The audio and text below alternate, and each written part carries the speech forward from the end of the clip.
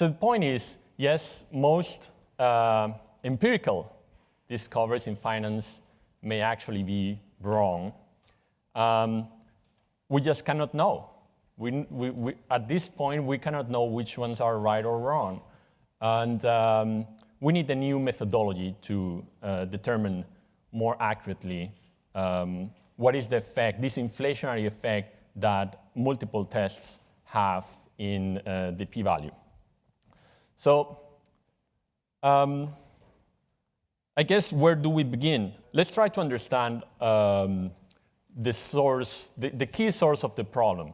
P-value inflation has many causes, but essentially it's lottery playing the one that is most at fault.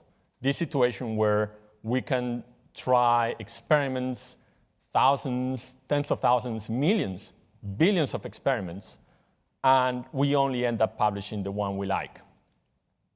And in fact, in a research that I published with Professor Bailey and Wharton, two mathematicians, we essentially proved that any ridiculously high p-value is guaranteed, or low p-value, high t-stat value is guaranteed. You just need to keep trying, and essentially you will always achieve something that is statistically significant on random data, any sort of random data. And we will see a simulation of that.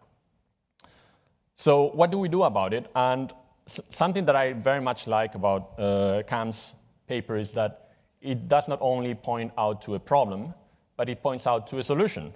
So if you're familiar with Ioannidis' paper, it was really like poking an eye, but there was no escape. Everything is wrong, and now we have to figure out how to solve it. But Cam's paper actually comes with batteries included, and here is how we can get out of this mess. As you know, well, this is something that has been with us for 70, 80 years, perhaps even longer. The framework, the statistical framework we use for evaluating hypotheses. And at that time, it really made sense because we didn't have access to supercomputers, or back in those days, people didn't have access to supercomputers. They didn't have access to an incredible wealth of data. So essentially, every statistical test was a one-shot. There are some papers back in 1905 by Carl Pearson, and he shows, he tries to determine whether a species of I think, crabs in Naples, yeah, exactly, whether there was a divergence in the evolution, whether a new species was emerging.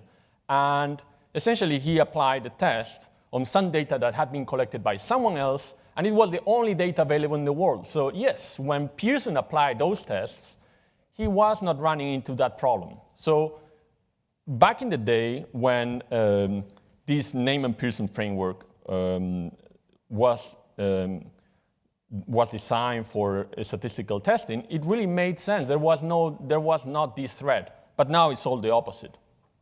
And this is the quote that Cam made mention to. It's truly notorious. It's something that the statisticians are very aware of.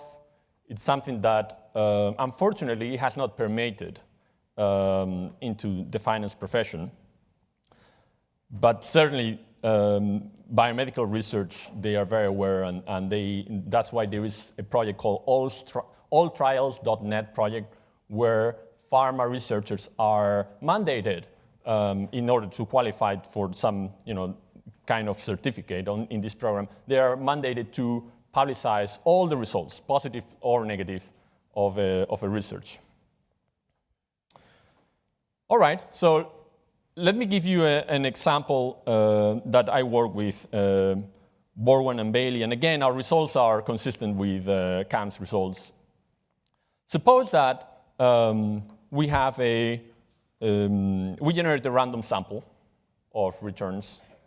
Nothing is, just IID normal returns, and we apply some random trading rule for buying and selling. It could be that you are long in the first return, you are short every 5 returns, and you flip whatever rule, eventually, well, what you end up having is when you do this, you come up with thousands of these random rules, and you will come up with a very large number of strategies, each of them with a Sharpe ratio.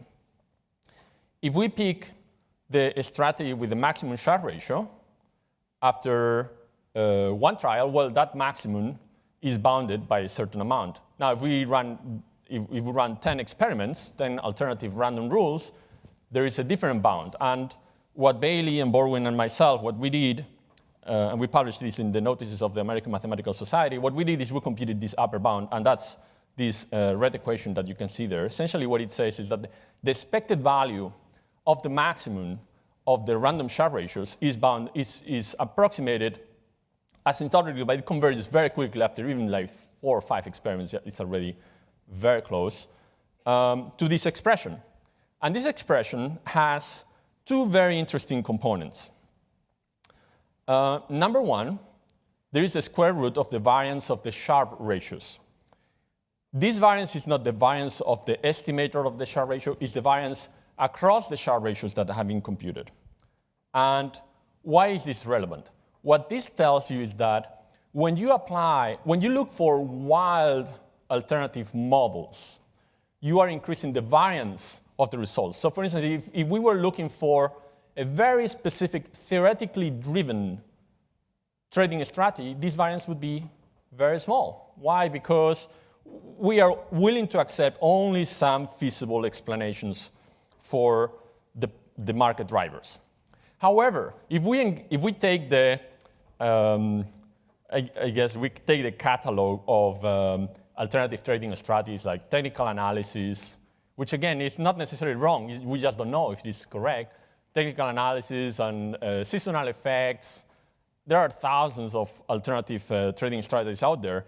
They are so wildly different that this variance grows very quickly. And as you can see, there is a blue line and there is a red line on top that is clearly dominates. That's the effect of just doubling the variance, if we just double the variance. So this equation tells you that when you're willing to accept any sort of empirically driven theory, if your research is empirically driven and you are willing to accept any theory provided by the data, this variance is going to grow very quickly.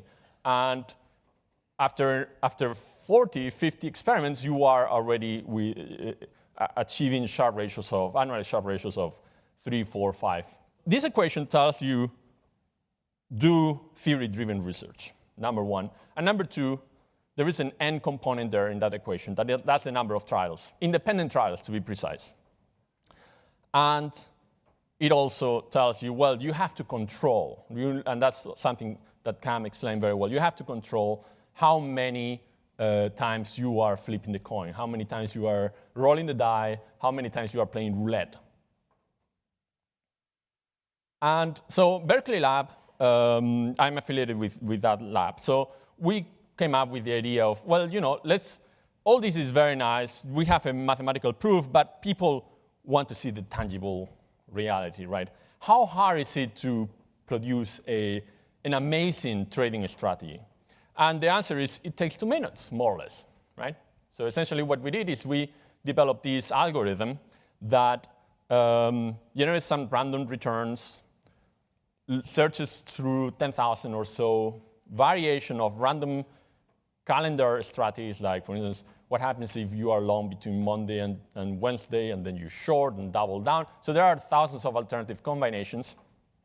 And please visit this website and try this simulation tool, because it really tells you that there is no merit in producing a nice-looking backtest. A computer can do it for you in a matter of 2 minutes. So whenever you receive an investment proposal with a nice backtest, it just doesn't mean anything. Your work begins there in asking questions to this investment advisor or whoever brings you this proposal, and ask, well, how many trials? How did you control for the number of trials? How do you know that people run trials outside your system? And there is a common thread, I guess. You know, Cam's paper, my paper, address this problem, but there is still there is no silver bullet for this. There will always be the situation where people are not aware of the actual number of trials. So let me give you an example. Suppose that I hire someone from Goldman Sachs, and I tell him, well, let's run some strategy for trading bonds around auctions. And everything is scrutinized. We know exactly the number of trials that he's going to run, the number of times he pulled the data, the number of backtests that he ran through our backtest platform. And we know that maybe he ran 3 trials and he came up with a great strategy. So we go to our analysis and we say, yes, that's great. 3, the odds of this being overfit are very low. But the reality is that whether he is aware or not, he has worked for another financial firm where someone ran 200 results and came up with something really neat, and he was never aware of the number of trials because he has just been told that it's good to go short the 5 years and then 3 days before the auction and then go long. So still, there is this problem that I guess will never be unsolved, and it is the leakage of information. You can control the number of experiments, the number of trials that you are computing, but the reality is you will never know how many trials actually took place because part of what you are trying is a result of the thousands of trials that someone else did and then communicated to you. So, okay, let's now look at, well, there is this solution that we provide for the particular case of the Sharpe ratio. So again, my work is as a portfolio manager, so I'm mostly interested in identifying a strategy. So there is a way to deflate the Sharpe ratio, which is to introduce this upper bound of the Sharpe ratio as the threshold for the Sharpe ratio. But let me finalize with the right side of all this. We have to debunk 3 important myths, I believe, that we have inherited from statistical research and from really decades of the way the peer review process works. Number 1, p-values do not give us the probability that a finding is random. They don't. They give us, what is the probability that some hypothetical study using some well-behaved data, random well-behaved data, like normally distributed, et cetera, would deliver a similar result. So it's not a statement. It will never be useful to validate a finding. It's just not what they do. Number 2, some methodologies that, by the way, come from statistics, like the holdout method, the curve fitting, they are not useful. They are useful for other things, but they are not keeping us out of trouble because they do not control for the number of trials. Essentially, you can run a holdout thousands of times until the holdout gives you a result that you like. And number 3, simpler models are not necessarily safer. It could very well be that we have a simpler model, like the backtest overfitting tool, and still it will always deliver you a good result, no matter what, no matter how long the series. Why is this a problem in finance? Well, it's a problem in finance for 2 reasons. Number 1, we don't have laboratories. We cannot determine whether Mr. Sarao caused the flash crash, right? There was a spoofing involved, but we cannot rerun the events of those days without his action. And number 2, unfortunately in finance, actually, investment managers reduce the signal-to-noise ratio, and they're changing the game all the time. So we know that signals are always going to be very weak because of this arbitrage that is not present in other areas of research like astronomy or biology. There is no arbitrage argument there. So, well, there are some things we can do. My time is gone, but please go ahead with any questions you may have.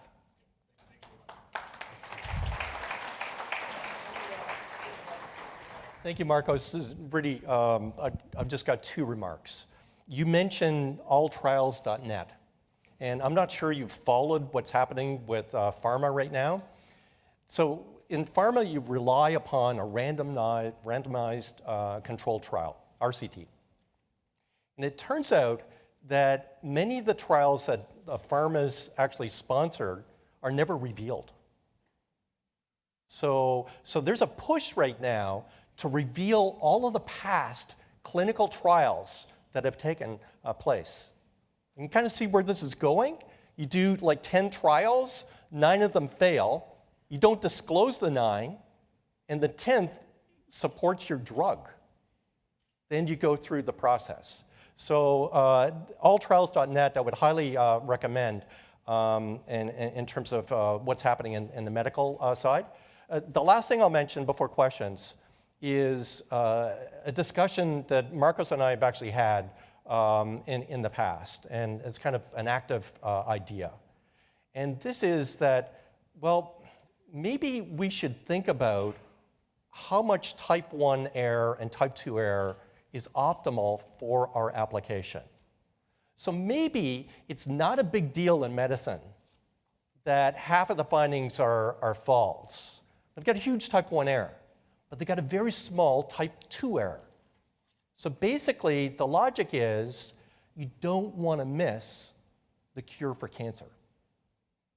Okay? And you could easily miss it, right? Because it might be in your trial, it's marginal. So maybe it's optimal to have a very high type 1 error. You think of other applications. So you've got a mission to Mars, a manned mission to Mars, right? You cannot afford any part to fail. Okay, so that informs your trade-off of type 1 and type 2 errors. Okay, so the idea is, well, let's kind of figure out what that trade-off should be. And as managers, you recognize what that trade-off is. And that's consistent with what the management of your firm actually wants and what your investors actually want. I think it is a different situation in terms of establishing a new factor than establishing potentially a cure for cancer.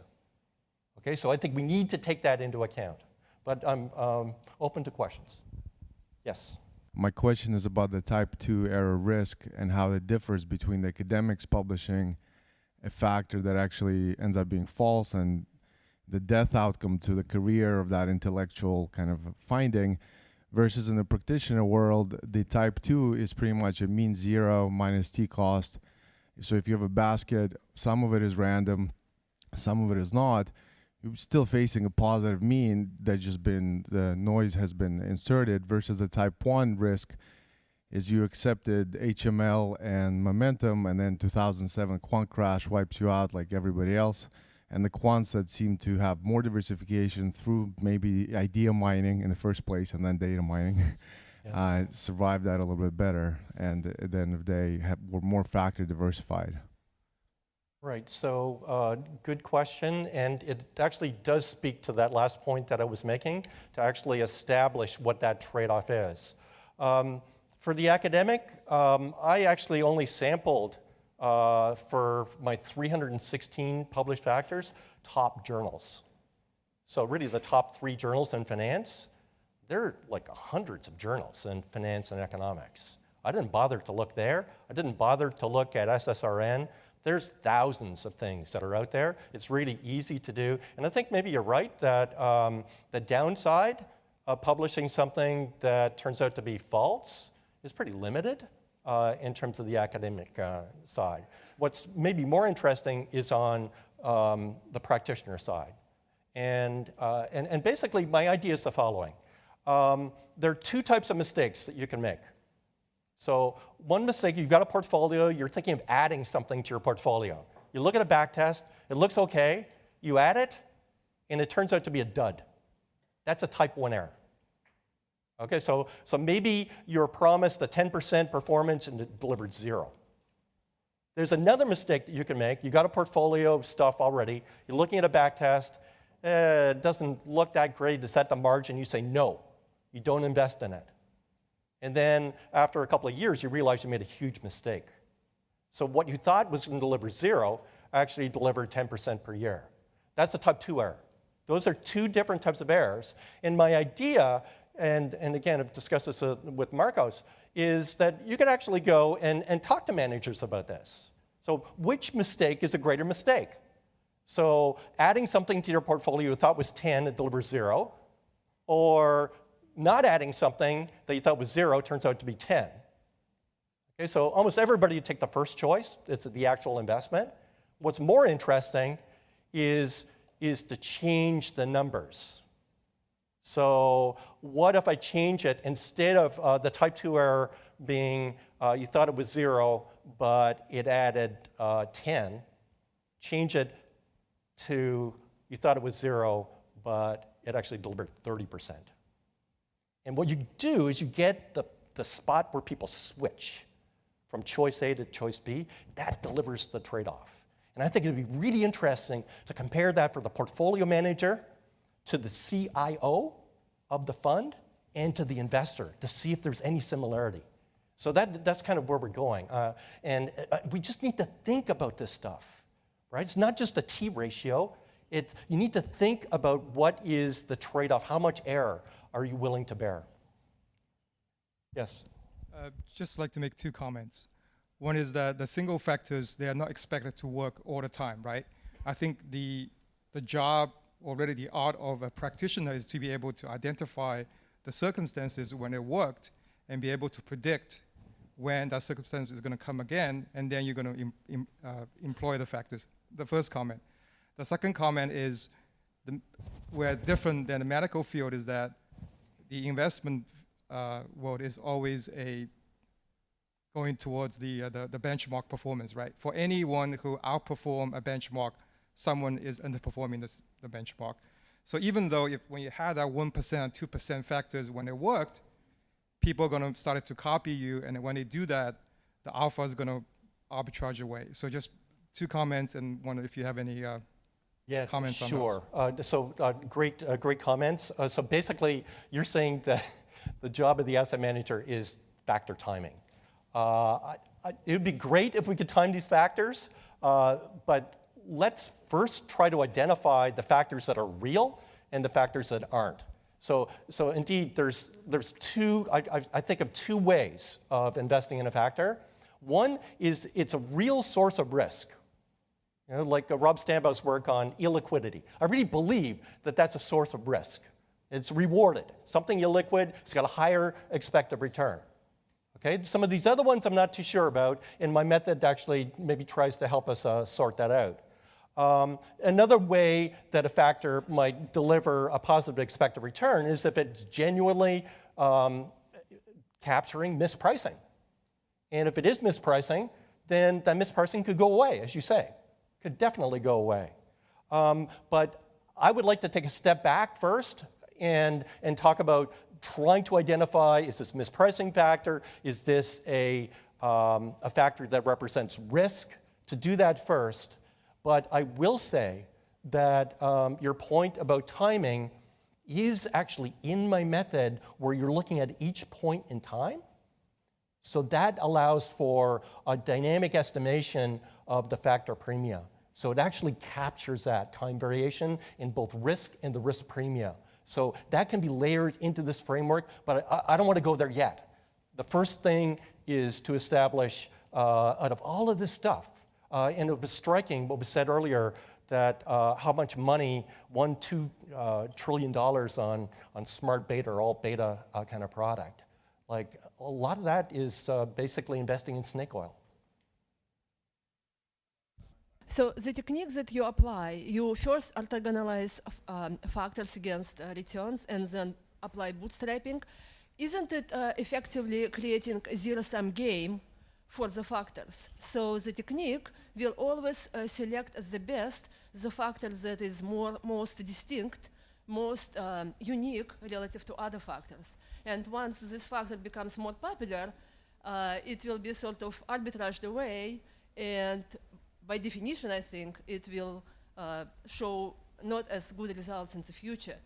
Yeah, so again, I did the simple example, and it was just illustrative. This is, again, not what I would call identifying the true factors. It's true the way it works, you look at that one that does the best both in the time series and the cross-section, you put it in, and then the next factor, just like any regression, it's got to explain not the same stuff that the first factor explained, but incremental explanatory power for the time series and the cross-section of expected returns. And indeed, again, I did this panel estimation, and we don't need to do it in the panel estimation. So we can do it at every single point in time, and that might take care of some of this dynamic stuff that is obviously very important. Indeed, it could be the case that a factor works very well in certain periods and doesn't work very well in other periods. And if we can identify that, then we've got the factor timing, right? And we can layer that into this framework. So there's a way to directly do that in the framework, and that is, and this is not my idea, but others' ideas, if we've got something that is kind of correlated with when a factor works and doesn't work, you actually add it as another factor where it's an interaction of this new variable and the original factor. So that allows for the dynamics. And again, when we do it period by period, it allows for some time variation. Excellent discussion, excellent presentation. Thank you.